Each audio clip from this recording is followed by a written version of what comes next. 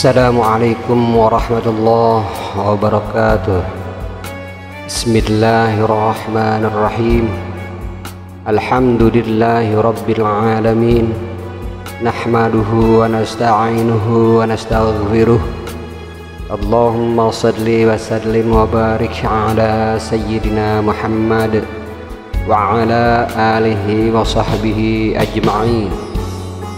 Allahumma alhimna ilman afqahu bihi awamirak wa nawahika warzuqna fahman a'lamu bihi kaifa unajik ya arhamar rahimin. Allahumma arzuqna fahman nabiyyin wa hifdzal mursalin wa ilhamal malaikatal muqarrabin bi rahmatika ya arhamar rahimin. Allahumma akrimna binuril faham wa akhrijna min zulumatil waham waftah lana abwaab rahmatik wa anshur alaina min khazaini ilmik ya arhamar rahimin.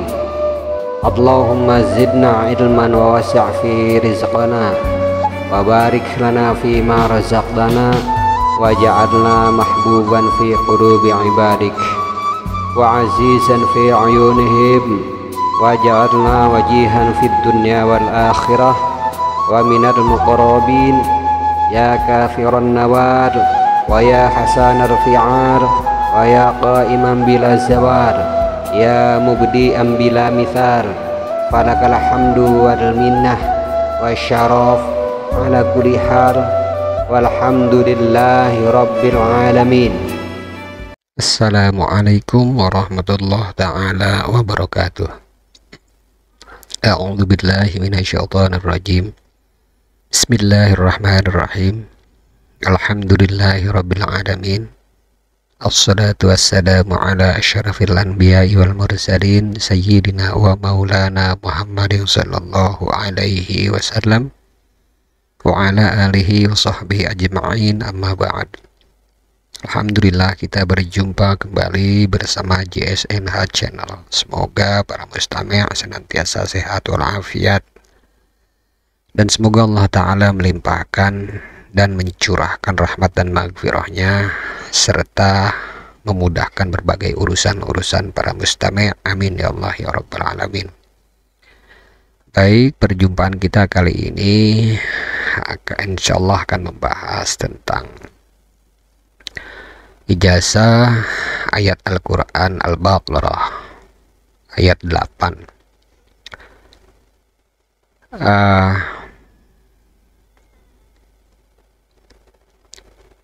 Surah Al-Baqarah ayat 8 yaitu a'udzubillahi minasyaitonirrajim. Wa minan nasi may yaqulu amanna billahi wal yaumil akhiri wa ma hum bimu'minin.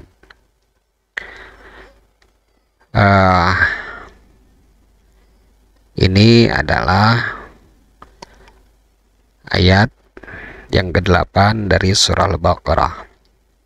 Fadilahnya yaitu jika para mustami' ingin dipercaya, baik itu di dalam jabatan, baik itu di dalam penawaran, baik itu di dalam pembicaraan, atau mempresentasikan ide maupun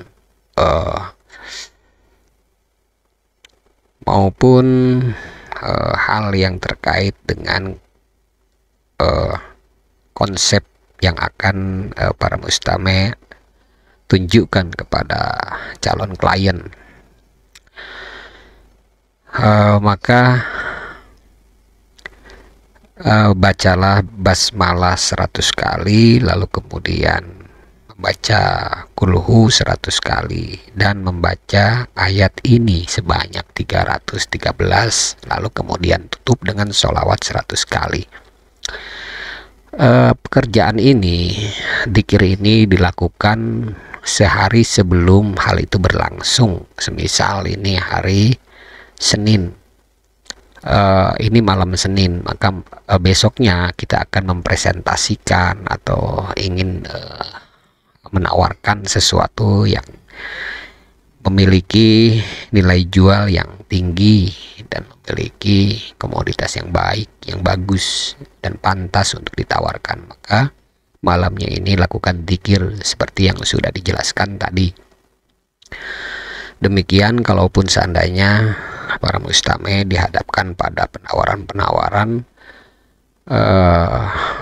yang dirasa hal itu sangat penting bagi ikhtiar dan usaha kasab daripada para mustami'. Insya Allah semua ucapan para mustami', semua yang ditawarkan para mustami' itu akan berkesan dan akan diterima serta dipercaya bahwa hal tersebut adalah benar-benar memiliki nilai yang berharga buat mereka. Wallahu a'lam bishawab. Lalu fadilah yang selanjutnya yaitu ketika para mustami' ingin agar jabatannya aman atau kokoh, maka lazimkanlah membaca ayat ini, wa minan nasi may yaqulu amana billah wa bil yaumil akhir wa ma hum bimu'minin. Maka insyaallah para mustami' akan langgeng jabatannya, kokoh jabatannya, dan mustami' akan benar-benar dipercaya untuk memimpin divisi atau memimpin suatu grup yang dimana grup tersebut sangat vital bagi para mustami'. Demikian fadilah daripada hal ini. Dan fadilah ini juga bisa digunakan untuk Anda para mustami' sebagai pedagang, atau mungkin Anda sebagai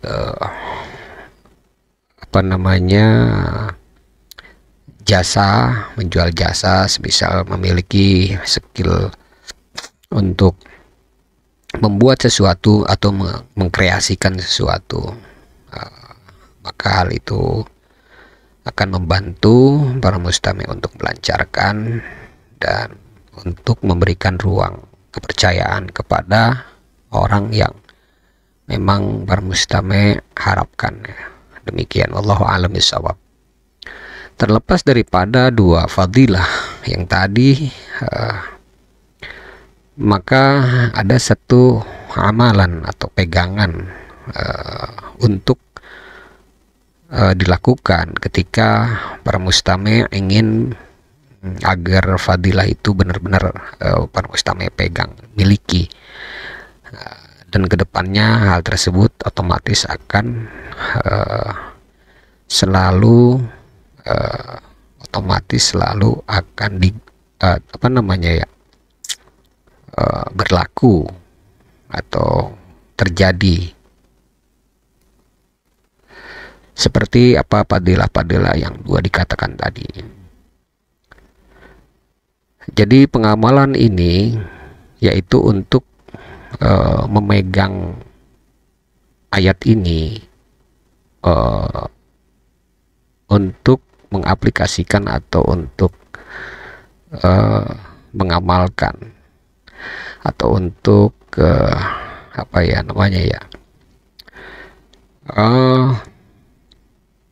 digunakan, tepatnya untuk digunakan suatu waktu Jadi ada kalanya mungkin esok atau lusa atau bulan depan, tahun depan kita tidak pernah tahu apa yang akan terjadi ke depan. Akan tetapi ketika para mustami sudah memegang ini, tentu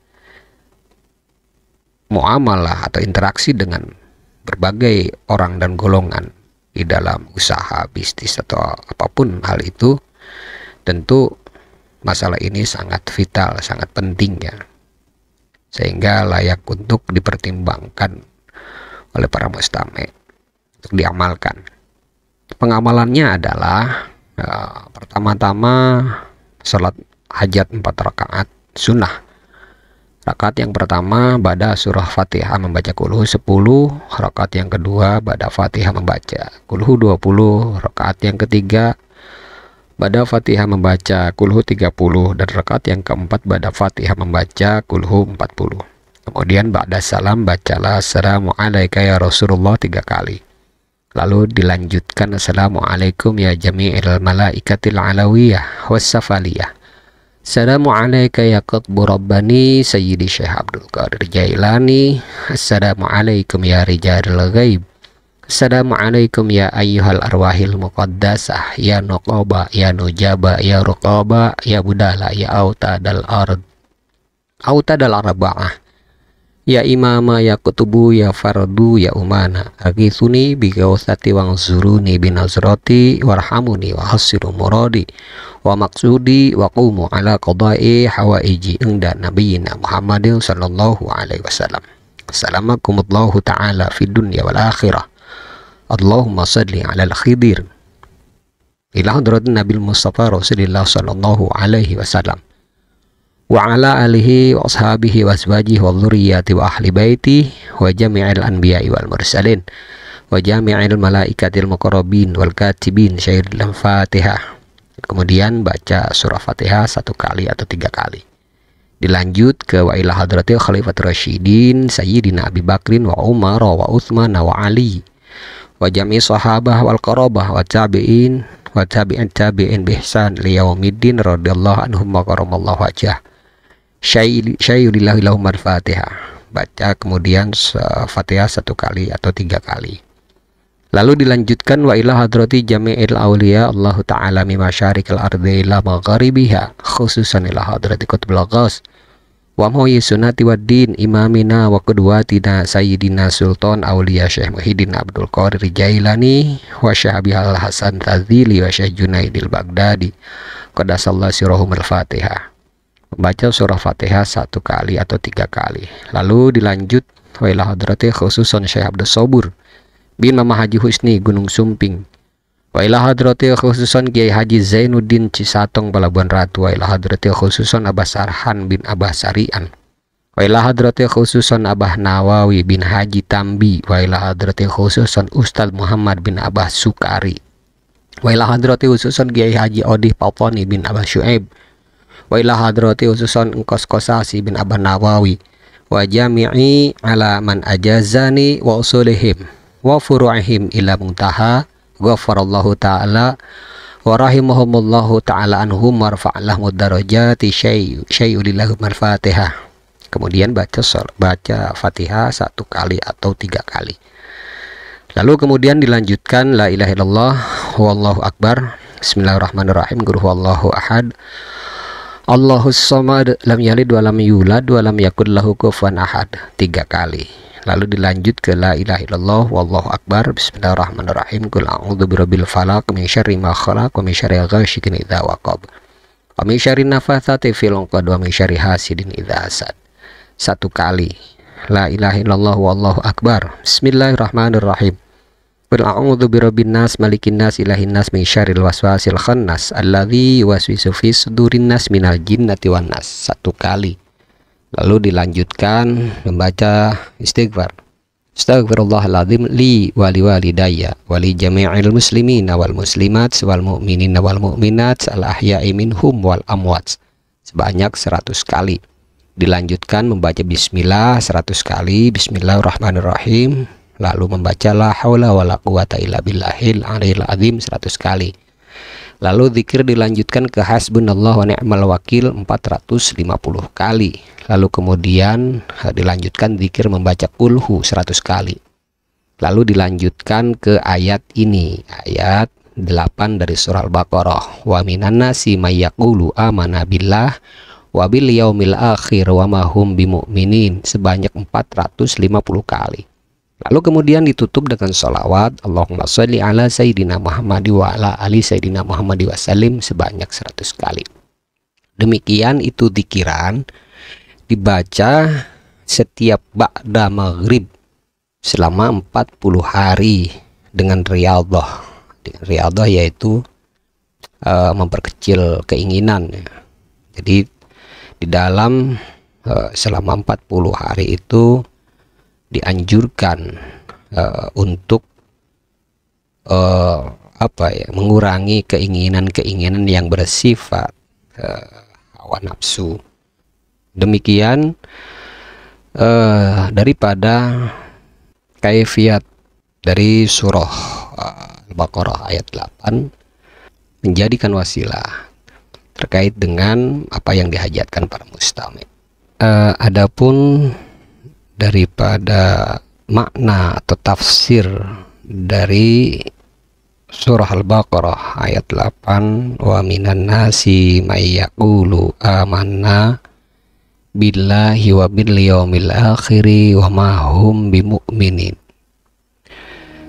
Di dalam tafsir Jalalain dikatakan wa minan nasi may yaqulu amanna billahi wa bil yaumil akhir. Di antara manusia ada orang yang mengatakan kami beriman kepada Allah dan hari akhir. Hari akhir yang dimaksud yaitu hari kiamat, karena hari itu adalah hari yang terakhir. Kemudian lafadz wa ma hum bimu'minin yang artinya padahal mereka bukan orang-orang yang beriman. Di sini ditekankan arti kata orang, juga kata ganti yang disebutkan lafalnya yakni mereka. Sementara di dalam tafsir Al-Qurtubi dikatakan makna dari wa minan nasi may yaqulu amanna billahi wa bil yaumil akhiri wa ma hum bimu'minin. Di antara manusia ada yang mengatakan kami beriman kepada Allah dan hari kemudian, padahal mereka itu sesungguhnya bukan orang-orang yang beriman. Pada ayat ini ada 7 masalah.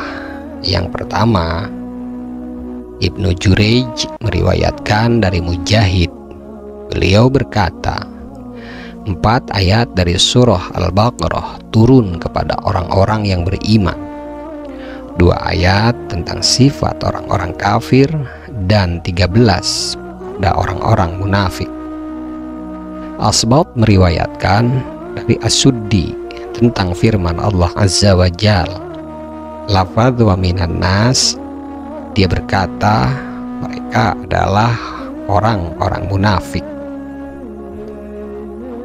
Para ulama sufi berkata An-Nas adalah nama jenis, dan ini tidak digunakan pada para wali Allah atau para kekasih Allah Ta'ala. Kedua, para ulama nahu berbeda pendapat terkait dengan lafadz An-Nas. Ada yang mengatakan bahwa ia adalah salah satu dari isim jumu' atau isim jamak. Jamak insan dan insanah, laki-laki dan perempuan. Bentuk tasghirnya adalah nuwais. An-nas dari an-naus yang berarti gerakan. Dikatakan nasa yanusu artinya bergerak. Contohnya hadis Ummu Zar'i, an-nasa menggerakkan perhiasan kedua telingaku. Ada yang mengatakan bahwa an-nas berasal dari nasiya atau lupa. Maka asal nas adalah nasiya, lalu dibalik maka menjadi nasiya, lalu huruf iya diganti dengan alif karena sebelumnya berbaris fathah, maka menjadi nasa, lalu kemudian masuk alif dan lam, maka dikatakan an-nas. Sementara Ibnu Abbas berkata, Adam lupa akan janji Allah Ta'ala, maka dinamakanlah insan. Rasulullah Shallallahu Alaihi Wasallam bersabda, Adam lupa, maka keturunannya pun lupa. Di dalam Al-Quranil Karim, Allah Azza wa Jal berfirman, walaqad ahidna ila adama yang qablu fanasiya. Dan sesungguhnya telah kami perintahkan kepada Adam dahulu, maka ia lupa akan perintah tersebut. Kali ini insya Allah akan dilanjutkan penjelasannya lebih lanjut. Begitu yang dikatakan di dalam tafsirnya Imam Al-Qurtubi. Ada pula yang mengatakan bahwa yang disebut dengan insan karena ketenangan Adam bersama Hawa. Ada juga yang mengatakan bahwa itu karena ketenangan Adam bersama Tuhannya. Lalu yang ketiga, ketika Allah Ta'ala menyebutkan orang-orang yang beriman di permulaan dan memulai firman-Nya dengan menyebut mereka karena kemuliaan juga keutamaan mereka, Dia pun menyebutkan orang-orang kafir sebagai lawan mereka, sebab kekufuran dan keimanan adalah dua sisi yang saling berlawanan. Kemudian Dia menyebutkan orang-orang munafik dan menggabungkan mereka dengan orang-orang kafir yang disebutkan sebelum mereka, karena sama-sama tidak memiliki iman. Hal tersebut berdasarkan firman Allah Ta'ala, wa ma hum bimu'minin. Artinya, padahal mereka itu sesungguhnya bukan orang-orang yang beriman. Dalam ayat ini terdapat bantahan terhadap kelompok Al-Qaramiyah yang mengatakan bahwa sesungguhnya iman itu adalah perkataan di lidah. Sekalipun tidak diyakinkan di hati, mereka berdalih dengan firman Allah Azza wa Jalla, fa'atabahumullahu bima qalu, maka Allah Ta'ala memberi mereka pahala terhadap perkataan yang mereka ucapkan. Allah Ta'ala tidak menyebutkan dengan apa yang mereka ucapkan dan mereka yakini di dalam hati. Mereka juga berdalih dengan sabda Rasulullah Sallallahu Alaihi Wasallam, umirtu an uqatilan nas hatta yaqulu la ilaha illallah fa idza qaluha asamu minni dima'ahum wa amwalahum. Aku diperintahkan untuk memerangi manusia hingga mereka mengatakan tidak ada Tuhan melainkan Allah. Apabila mereka mengatakannya, maka mereka terpelihara dariku, darah dan harta mereka. Ini jelas membuktikan kedangkalan dan kekerasan akal mereka, juga membuktikan bahwa mereka tidak memperhatikan apa yang dituturkan Al-Quran dan As-Sunnah, yaitu mengamalkan ketauhidan di samping mengucapkan dan meyakininya. Rasulullah Shallallahu Alaihi Wasallam bersabda, al-imanu ma'rifatun biqalbi wa qaulun bil lisan wa amalun bil arkan. Iman itu adalah ma'rifat, yaitu meyakini dengan hati, diucapkan dengan lisan, dan diamalkan dengan anggota tubuh. Oleh karena itu, apa yang dipegang oleh Muhammad bin Karam As-Sijistani dan para sahabatnya adalah bentuk kemunafikan dan sebab kecelakaan. Kita semua berlindung kepada Allah Ta'ala dari kehinaan dan dari i'tikad yang salah. Lalu yang keempat, ulama kita, semoga Allah Ta'ala merahmati mereka semua. Ulama kita berkata, orang yang beriman itu ada dua. Orang yang beriman yang dicintai Allah Ta'ala juga dibimbingnya, dan orang yang beriman yang tidak dicintai Allah Ta'ala juga tidak dibimbingnya, justru dibenci dan dimusuhinya. Setiap orang yang Allah Ta'ala ketahui bahwa dia memilih keimanan, maka Allah Ta'ala mencintai, membimbing, dan meridainya. Dan setiap orang yang Allah Ta'ala ketahui bahwa dia memilih kekufuran, maka Allah Ta'ala benci, murka, dan memusuhinya. Bukan karena keimanannya, akan tetapi karena kekufuran dan kesesatan yang dipilihnya. Orang kafir pun ada dua. Orang kafir yang pasti disiksa dan orang kafir yang tidak disiksa. Orang kafir yang disiksa adalah orang yang menetapi kekufuran. Oleh karena itulah Allah Ta'ala murka dan memusuhinya. Sedangkan orang kafir yang tidak disiksa adalah orang yang memilih keimanan. Allah Ta'ala tidak murka terhadap orang ini, bahkan dia cinta dan akan membimbingnya, bukan karena kekufurannya, akan tetapi karena keimanan yang dipilihnya. Berdasarkan hal di atas, maka tidak boleh mengatakan perkataan berikut ini. Yang kelima, orang yang beriman pasti mendapatkan pahala dan orang kafir pasti mendapatkan siksa. Akan tetapi wajib mengiringi perkataan itu dengan jika Allah Ta'ala memilih dan menetapinya. Karena itu kami pun berkata, sesungguhnya Allah Ta'ala ridha kepada Umar ketika dia masih menyembah berhala dan dia ingin mendapatkan pahala juga masuk surga, bukan karena penyembahannya kepada berhala, akan tetapi karena keimanan yang dipilihnya. Sebaliknya Allah Ta'ala murka kepada iblis ketika dia menyembahnya karena kekufuran yang dipilihnya. Namun kelompok Al-Qadariyah tidak menyetujui akan hal ini.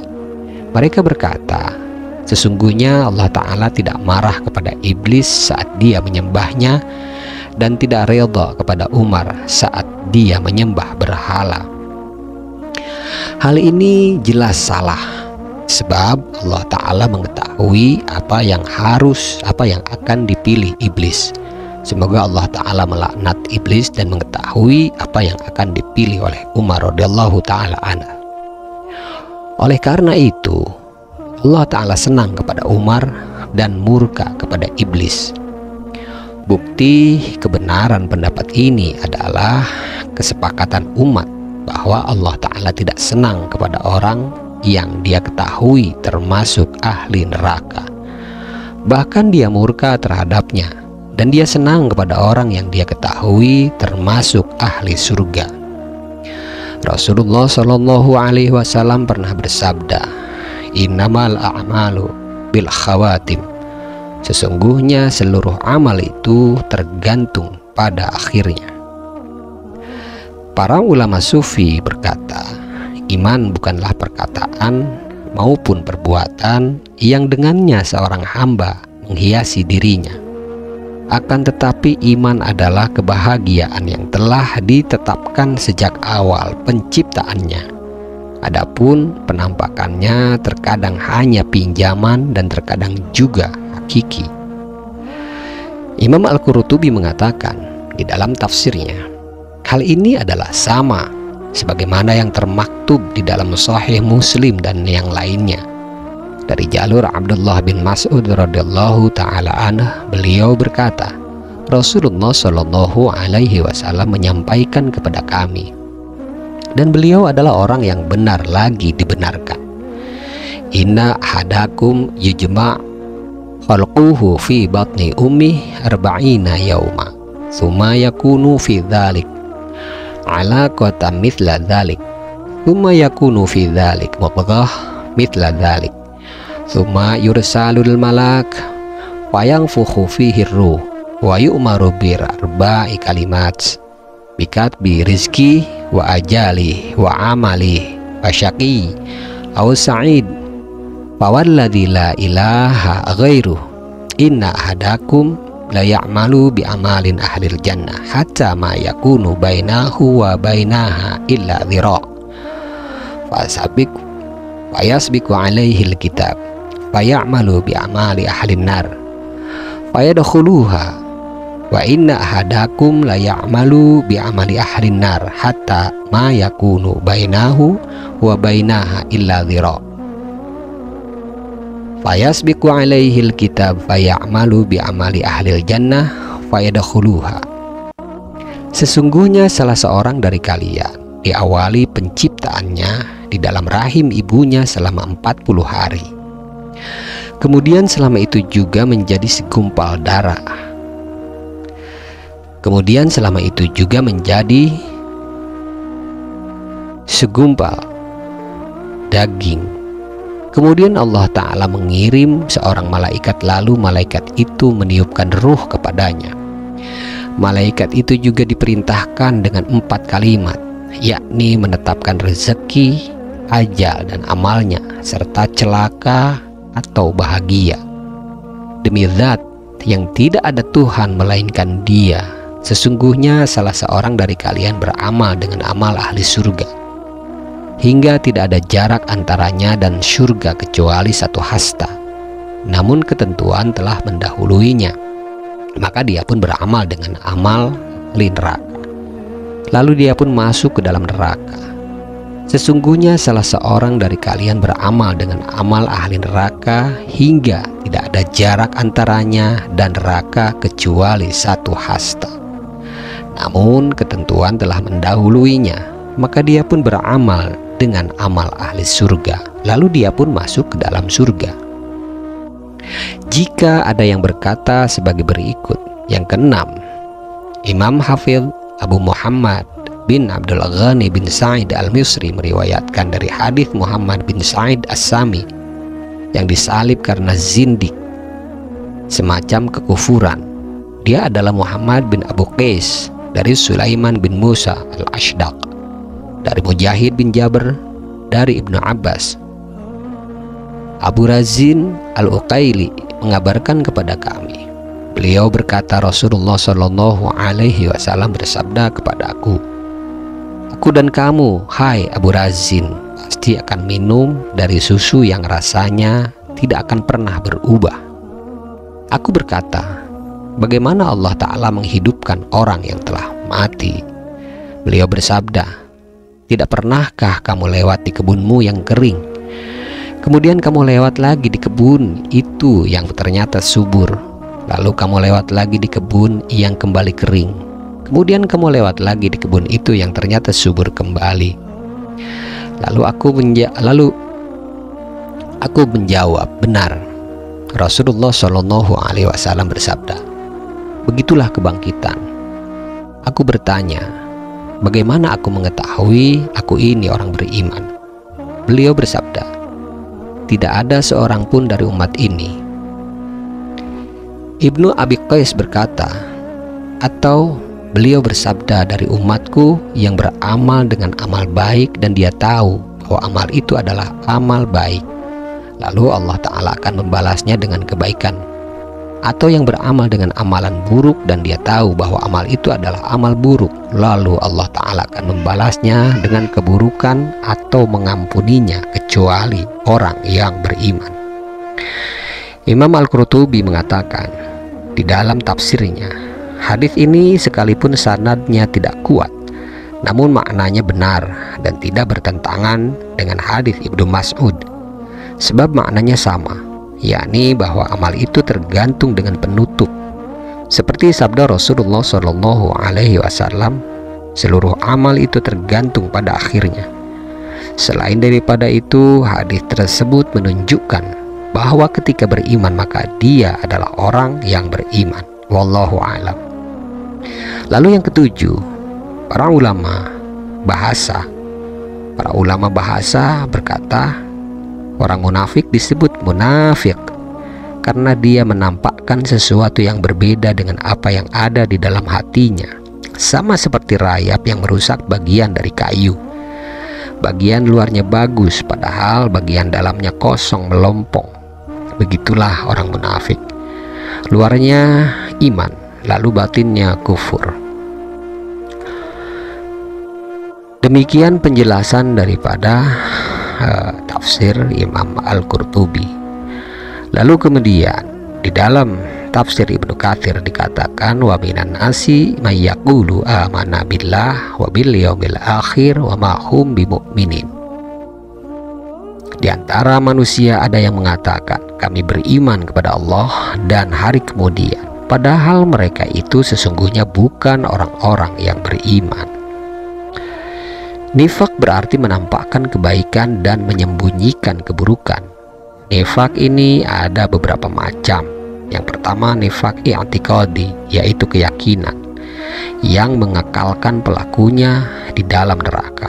Yang kedua nifak amali, yaitu perbuatan. Ia merupakan salah satu dosa besar.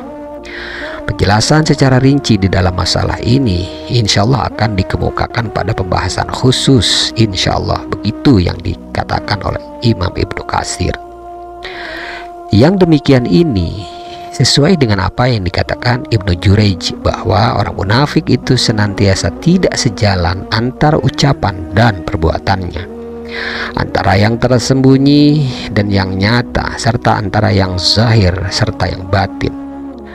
Sesungguhnya berbagai sifat orang-orang munafik terdapat dalam surat-surat yang diturunkan di Madinah, karena di Mekah tidak terdapat kemunafikan.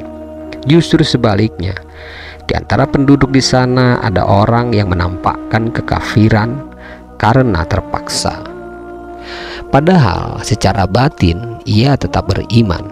Ketika Rasulullah SAW hijrah ke Madinah, di sana terdapat kaum Ansor yang terdiri dari kabilah Aus dan Khazraj, yang pada masa jahiliyah mereka beribadah kepada berhala seperti yang dilakukan oleh kaum musyrik Arab. Di sana juga terdapat orang-orang Yahudi dari kalangan Ahlul Kitab yang menempuh jalan para pendahulu mereka, dan mereka terdiri dari 3 kabilah. Kabilah yang pertama adalah Bani Qainuqa, yang merupakan sekutu kabilah Khazraj. Lalu Bani Nadir, dan yang ketiga Bani Quraidah. Bani Quraidah adalah sekutu dari kabilah Aus. Ketika Rasulullah SAW tiba di Madinah, beberapa orang dari kaum Ansor masuk Islam, baik itu dari kabilah Aus maupun dari kabilah Khazraj. Tetapi sedikit sekali dari orang-orang Yahudi yang masuk Islam, kecuali Abdullah bin Salam radhiyallahu ta'ala anhu. Pada saat itu belum ada kemunafikan, karena orang-orang mukmin belum memiliki kekuatan yang ditakuti pihak lain. Bahkan Nabi SAW berdamai dengan orang-orang Yahudi dan beberapa kabilah setempat yang ada di sekitar Madinah. Setelah terjadi peristiwa perang Badar dan Allah Ta'ala telah memperlihatkan kalimatnya serta memuliakan Islam dan para pemeluknya, barulah ada orang-orang yang masuk Islam, padahal hati mereka masih kufur, masih kafir. Di antaranya adalah Abdullah bin Ubay bin Salul. Dia adalah seorang tokoh di Madinah yang berasal dari kabilah Khazraj, dan dia adalah salah satu pemimpin kabilah Aus dan Khazraj pada masa jahiliyah. Dahulu mereka berkeinginan keras agar ia menjadi raja mereka. Kemudian kebaikan Islam datang kepada mereka, lalu mereka masuk Islam, sehingga keinginan mereka mengangkatnya sebagai pemimpin terlupakan. Abdullah bin Ubay bin Salul menyimpan dendam terhadap Islam dan para pemeluknya. Dan setelah perang Badar usai, Abdullah bin Ubay bin Ka'ab mengatakan, ini suatu hal yang telah mencapai sasaran. kemudian ia memperlihatkan diri masuk Islam. Demikian juga beberapa orang dari kalangan ahlul kitab. Semenjak kejadian itu, muncullah kemunafikan di tengah-tengah penduduk Madinah dan orang-orang yang berada di sekitarnya. Sedangkan kaum muhajirin, tidak ada seorang pun yang munafik, karena tidak ada di antara mereka yang berhijrah secara terpaksa. Mereka melakukan atas kemauan sendiri dan rela meninggalkan harta, anak-anak, dan kampung halamannya demi mengharapkan apa yang ada di sisi Allah Ta'ala di negeri akhirat. Mengenai firman-Nya, firman Allah Ta'ala, wa minan nasi may yaqulu amanna billah wal yaumil akhir wa ma hum bimu'minin. Di antara manusia ada yang berkata, kami beriman kepada Allah dan hari akhir, padahal mereka bukanlah orang-orang beriman. Muhammad bin Ishaq menceritakan dari Muhammad bin Abi Muhammad dari Ikrimah atau Sa'id bin Jubair dari Ibnu Abbas radhiyallahu ta'ala anhu. Beliau mengatakan, yaitu orang-orang munafik dari kabilah Aus dan Khazraj serta mereka yang semisalnya. Demikian pula Abul Aliyah, Al-Hasan Basri, Qatadah, dan As-Suddi menafsirkan orang-orang munafik yaitu yang berasal dari kabilah Aus dan Khazraj. Oleh karena itu Allah Azza wa Jalla mengingatkan akan sifat-sifat orang-orang munafik agar orang-orang mukmin tidak tertipu oleh lahiriahnya, oleh penampilan mereka.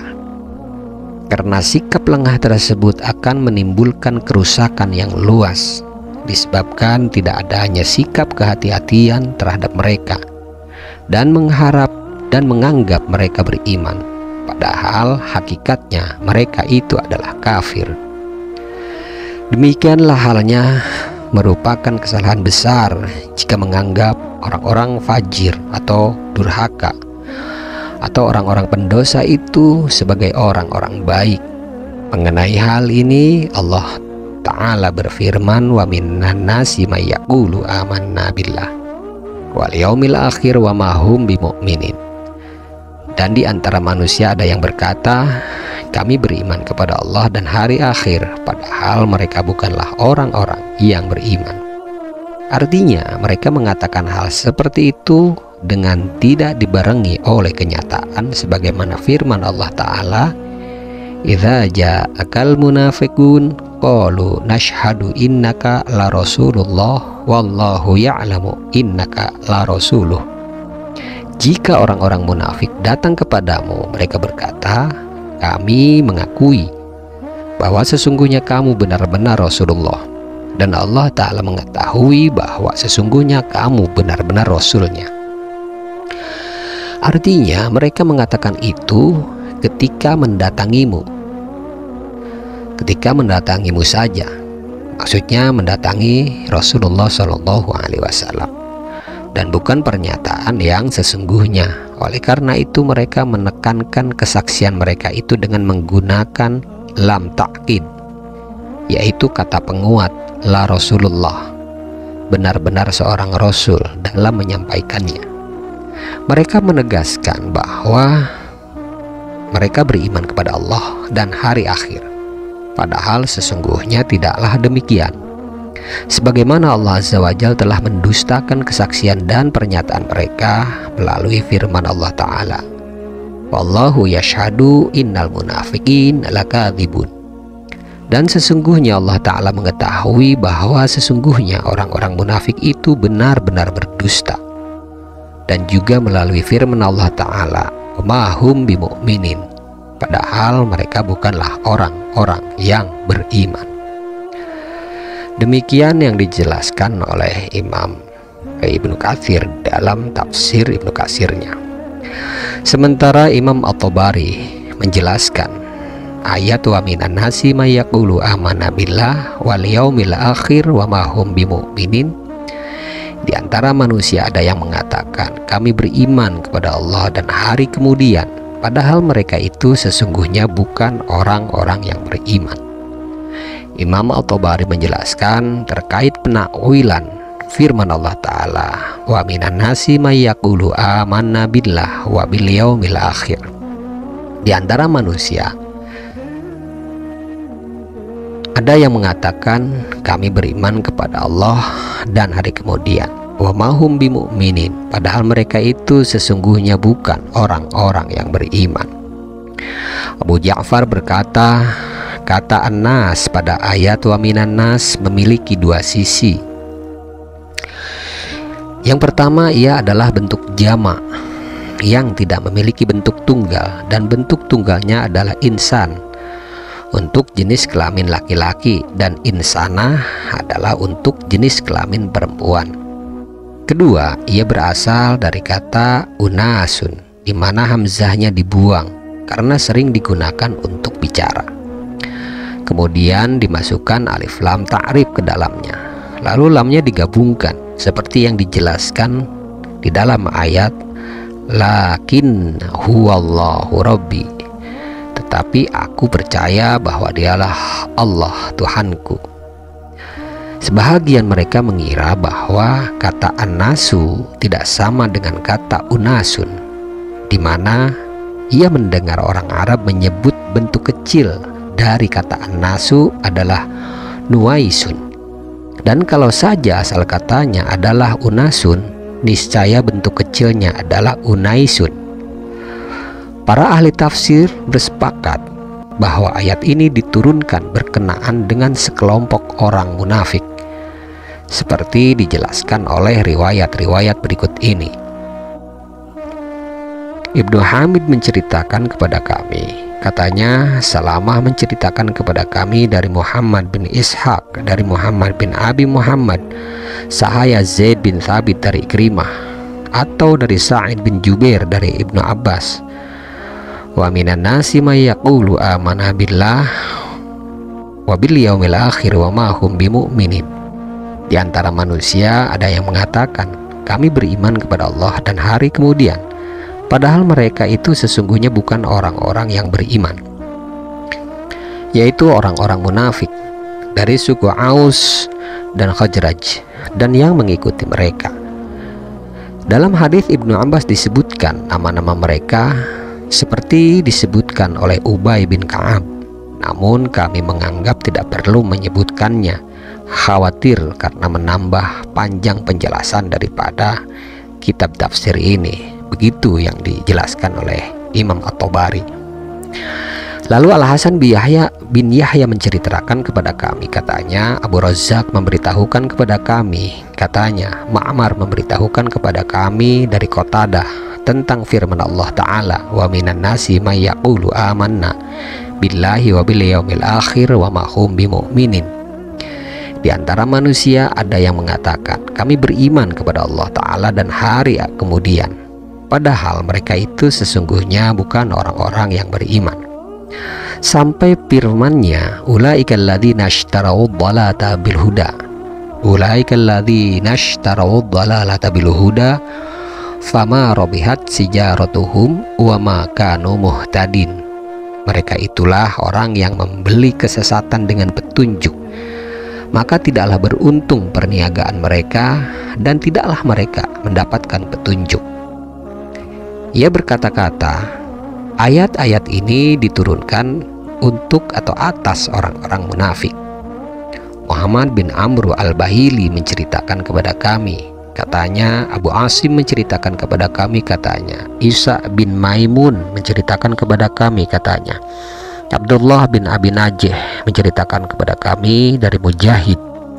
Beliau berkata, ayat ini sampai ayat 13 adalah berbicara tentang sifat orang-orang munafik. Al-Muthanna bin Ibrahim menceritakan kepada kami, katanya Abu Hudzaifah menceritakan kepada kami, katanya Shibr menceritakan kepada kami dari Ibnu Abi Najih dari Mujahid dengan riwayat seperti yang tadi dikatakan. Sementara Sufyan menceritakan kepada kami, katanya bapakku menceritakan kepada kami dari Sufyan dari seorang laki-laki dari Mujahid dengan riwayat yang sama sepertinya.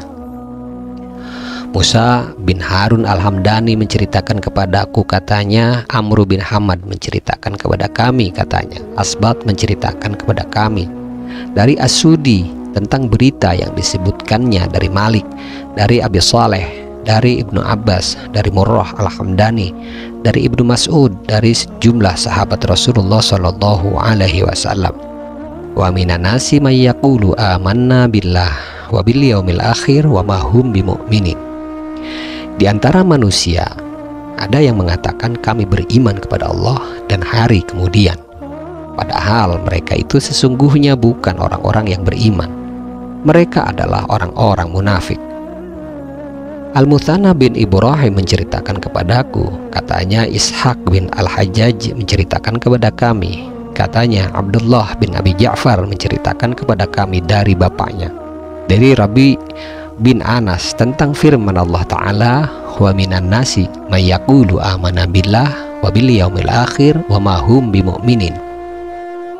Di antara manusia ada yang mengatakan kami beriman kepada Allah dan hari kemudian, padahal mereka itu sesungguhnya bukan orang-orang yang beriman.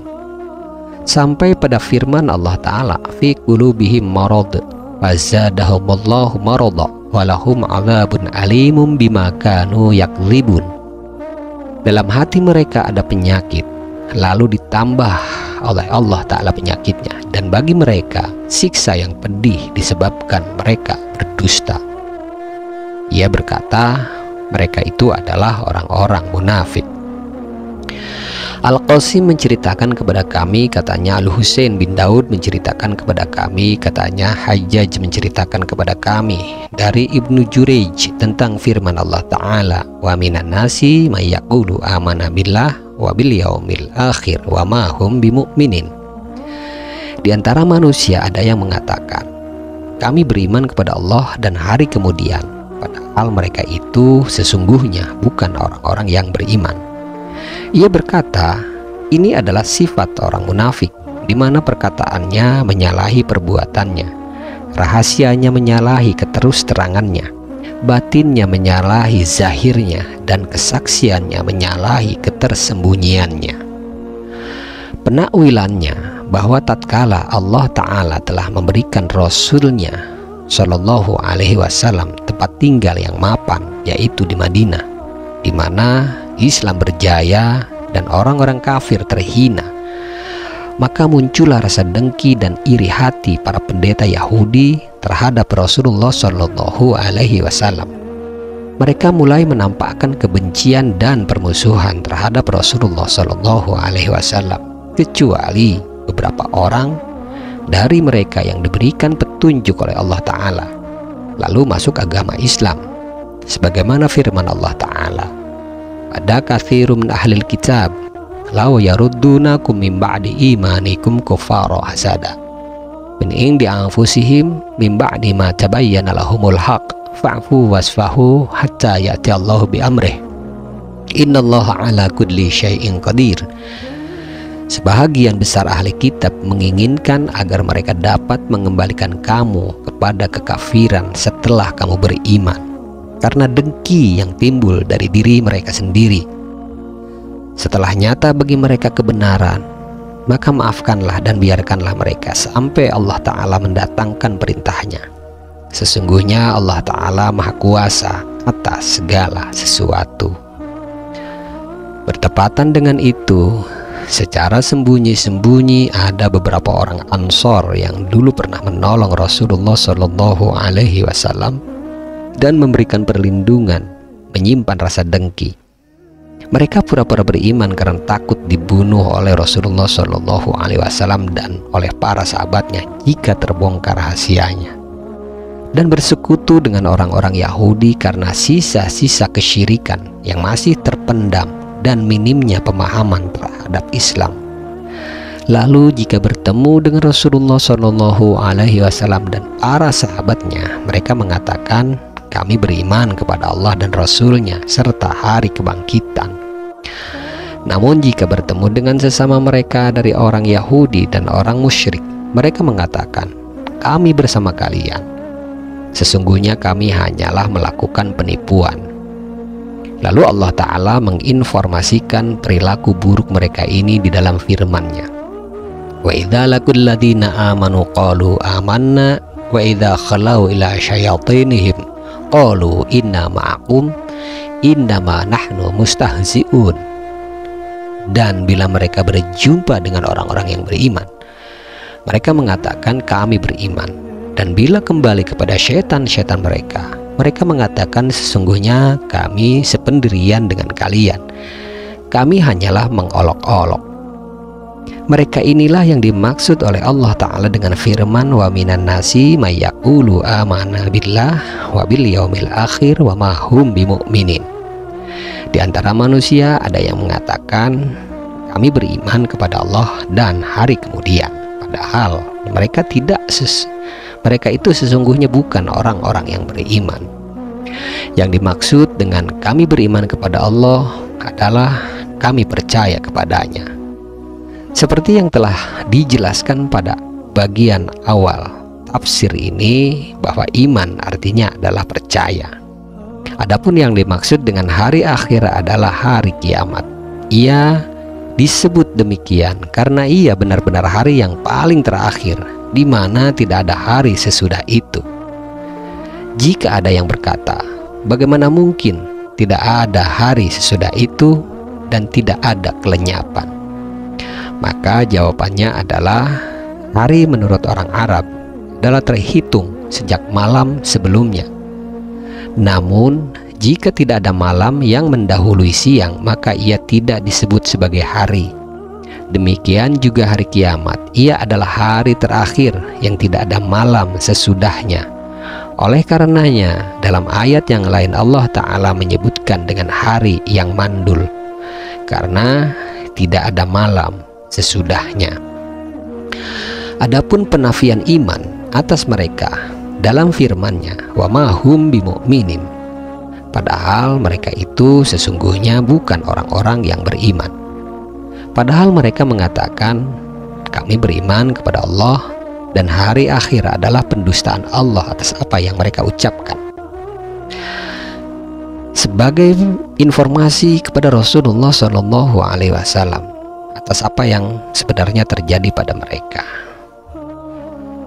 ayat ini menjadi bukti nyata kesalahan pendapat Jahmiyah yang mengatakan bahwa iman cukup dinyatakan dengan lisan tanpa makna-makna yang lain, di mana Allah Ta'ala telah mendustakan orang-orang munafik karena pengakuannya itu tidak sesuai dengan kenyataan yang sebenarnya.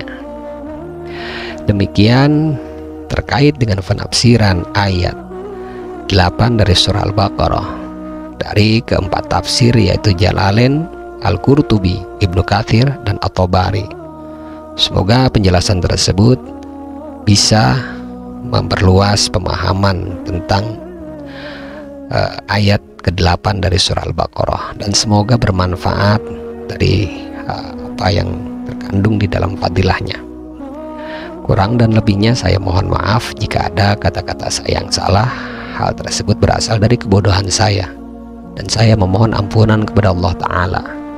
Akan tetapi jika ada kebenaran di dalamnya, maka kebenaran tersebut berasal dari Allah Ta'ala secara mutlak, bukan berasal dari diri saya secara pribadi. Insya Allah kita akan berjumpa kembali pada segmen yang lain. Wabillahi taufiq wal hidayah. Wassalamualaikum warahmatullahi ta'ala wabarakatuh. Bismillahirrahmanirrahim.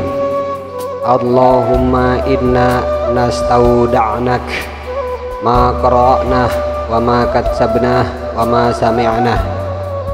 Allahumma ya alim ya alim ya alim, adlimna min ilmik wa afhimna ank wa asmi'na mink wa basirna bik wa aqimna bi syuhudik wa arifna at-tariqa ilaik wa hawinha alaina bi fadlik wa albisna libasat taqwa minka walaka innaka ala kulli syai'in qadir walhamdulillahi rabbil alamin.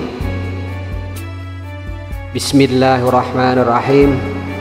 Subhanakallahumma wa bihamdik, asyhadu an la ilaha illa ant, astaghfiruka wa atubu ilaih. Subhana rabbika rabbil izzati amma yasifun, wassalamun alal mursalin, walhamdulillahi rabbil alamin.